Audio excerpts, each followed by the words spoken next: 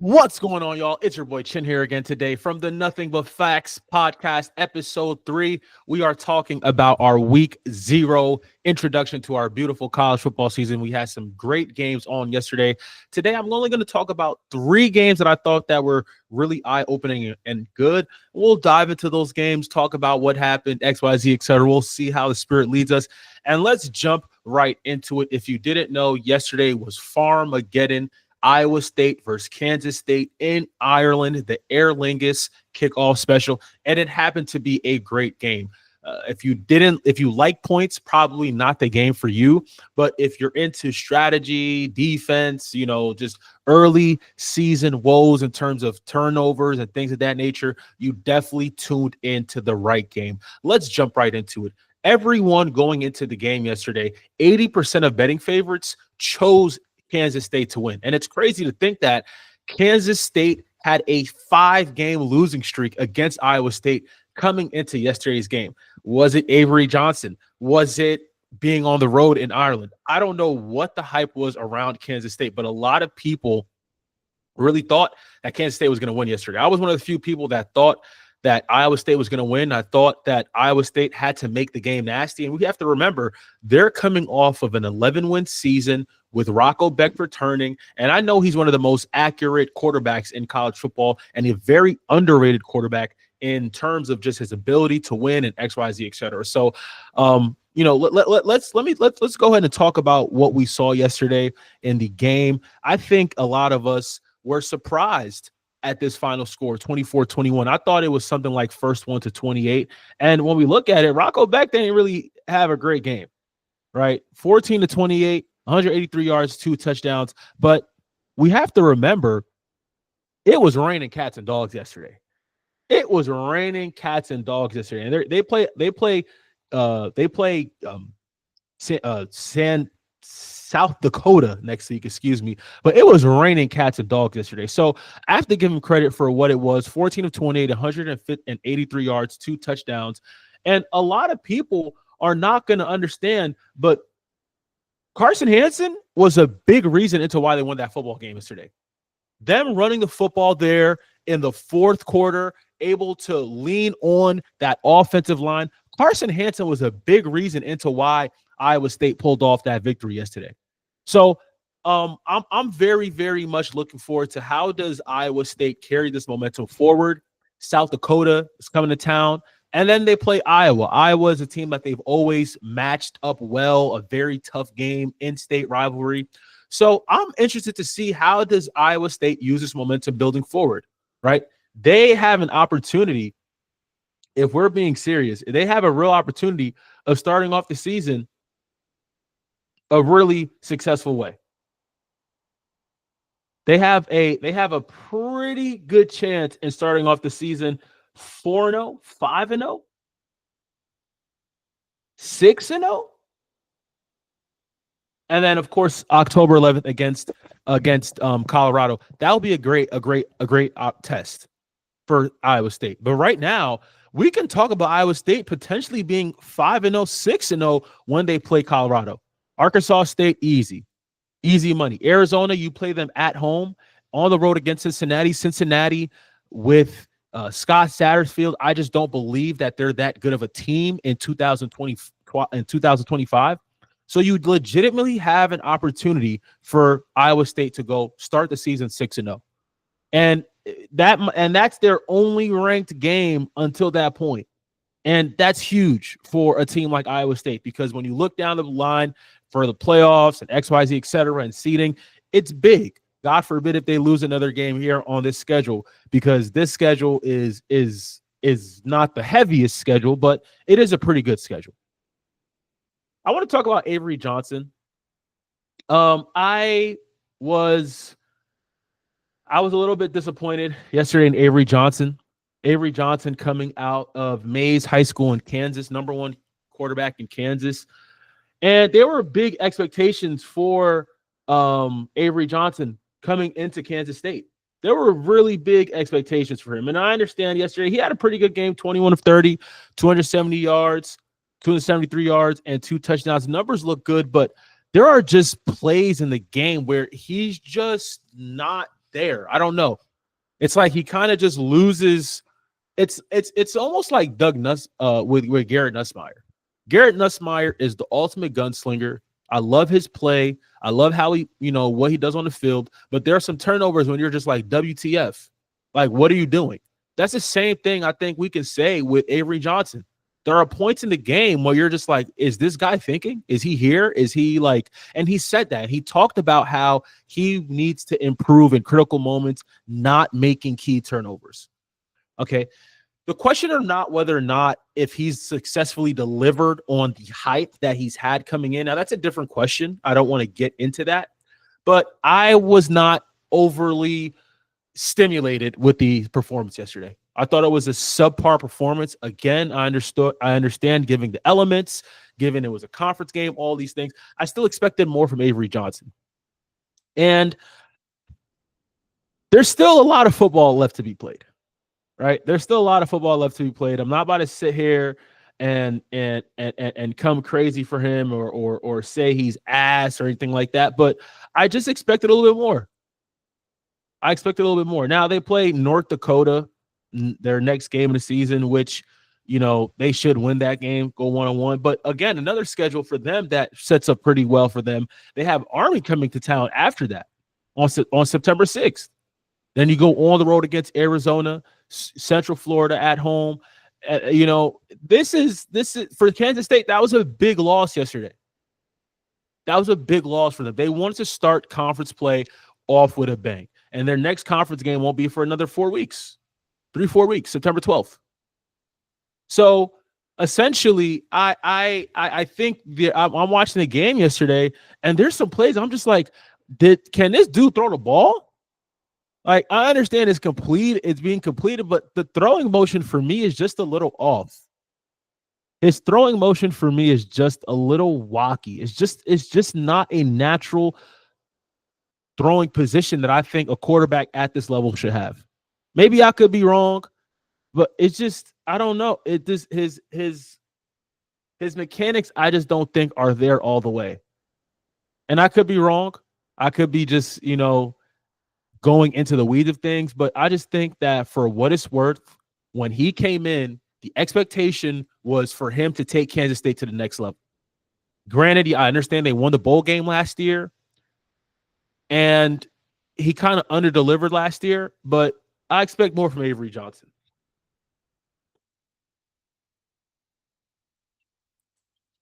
And I'm pretty sure a lot of people would say the same thing. I'm pretty sure they would, For a 4-star kid going to Kansas State, that's big. Josh Freeman is the only big name quarterback that I can remember that went to Kansas State like that. So we'll see what happens. Still a long season for Kansas State, but a tough loss for them to start the season off. Staying in the Big 12, let's talk about Kansas and Fresno State. Kansas had a very impressive home opener win yesterday against Fresno State. I was really impressed with the Jayhawks. I was impressed with their physicality. Jalen Daniels looked amazing, 18 of 20, 176 yards, 3 touchdowns. Daniel Highshaw running the ball really well. That's sort of what you expect from a Lance Leopold team. That's what you expect from them to start the season off. Physical, clean. David Booth Stadium was rocking, $450 million renovation, and this team played well. And I was skeptical about them. In regards to how will they respond, given all the hype, given all the talk about this whole new stadium, and knowing that Fresno State is a team that is not a slouch, right? Fresno State has beaten Power 5 teams consistently. They took Michigan close last year. 2 years ago, they beat Purdue. So when I was going into this game, looking at it, I said, hey, man, people better not just sleep on Fresno State. People better look at Fresno State and have some respect. Now, of course, the final score is not indicative of is glaring into what happened. But I was pretty impressed by Kansas. And I know people are going to say it's Fresno State, but I was impressed. I was impressed by Jalen Daniels. A big question for him is how can he stay healthy? How can he stay healthy? Right? A big question for Jalen Daniels is how can he stay healthy? Because when he's playing, when he's available, Kansas is one of the most efficient offenses in the country. When Devin Neal was there last year, and Jalen Daniels is playing, Kansas is a top 5 offense, in my opinion.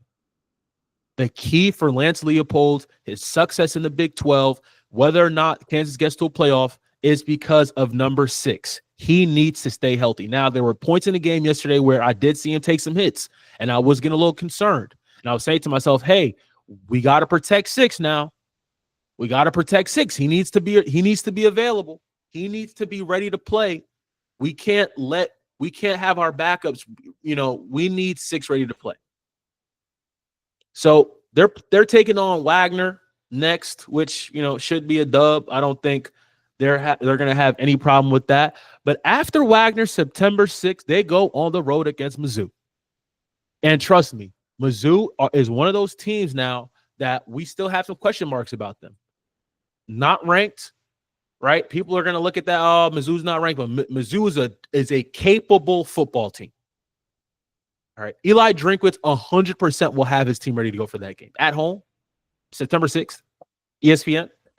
Trust me. Kansas football, they need Jalen Daniels healthy. They need him to be upright. They need him to be available for them to have any chance at these games. Now, this is a pretty competitive schedule if you ask me. This is a pretty competitive schedule. This is a good schedule. Missouri, Texas Tech, Kansas State, Arizona, Iowa State, Utah too as well. It's a pretty good schedule. And I'm interested to see what happens with Jalen Daniels. He hasn't been available as he should be. Injuries has really derailed him. But a real testament is going to be how does he perform in those big-time games on the road against Missouri 2 weeks away. So we'll see what happens. I think, it was a great testament to what Lance Leopold has done at Kansas. He's built a team, not a national powerhouse, but a team that has national recognition. And people are starting to think differently when they hear about Kansas football. It's no longer about Bill Self and the Big 12 championships and the fall. People are legitimately looking at Kansas like, okay, this team, this program now, they're playing good football. They're playing. We're getting a good product on the football field. So shout out to Lance Leopold. Shout out to Kansas. Great way to start the season. I'll be rooting for you guys. And a game that was, under a lot of people's radar that I was tuned into this. Hawaii against Stanford. Stanford coming in, new look, entire staff. Frank Reich is the interim coach, former Colts head coach, former head coach of the Carolina Panthers, former Andrew Luck head coach. Andrew Luck is now the GM of Stanford football. So many new pieces. Hawaii had Timmy Chan. Timmy Chan used to play quarterback at Hawaii, one of the greatest Hawaii players of all time. And this was a game I fully felt that Hawaii was going to win. I fully felt Hawaii was going to win this game. And I'm a person that pays attention to week 0 games. And when you look at it, Hawaii typically plays well early in the season. I don't know whether it's because they're fresh off of camp, but Hawaii plays well at home when they're going against these Stanfords or going against these, the UTEPs of the world, just throwing it out there. But they play really well. And I liked what I saw from Hawaii. Now, I want to talk about this Hawaii quarterback. This Hawaii quarterback, y'all, Micah Alahado. This dude is legit. All right, y'all. This dude is legit. All right. I need to show y'all something that is absurd. That is crazy. In his start against New Mexico, he went 469 yards and 5 touchdowns as a freshman. As a freshman, yeah.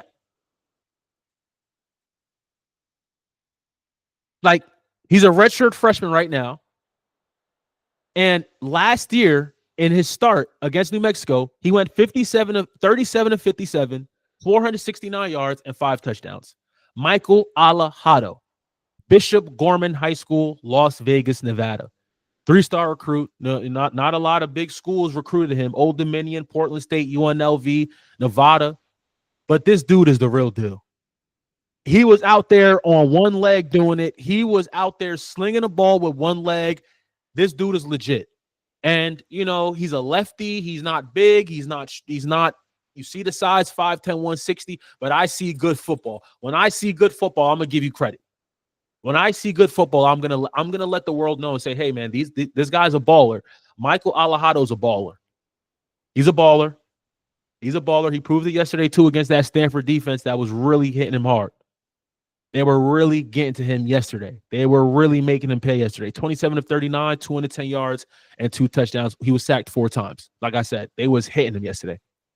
So this is great. This is so exciting. If you're a Hawaii football fan looking at the future, you have a starting quarterback here. You have a guy who can take Hawaii in terms of the Mountain West, right? You want to be that blueprint of the Mountain West. You want to win football games.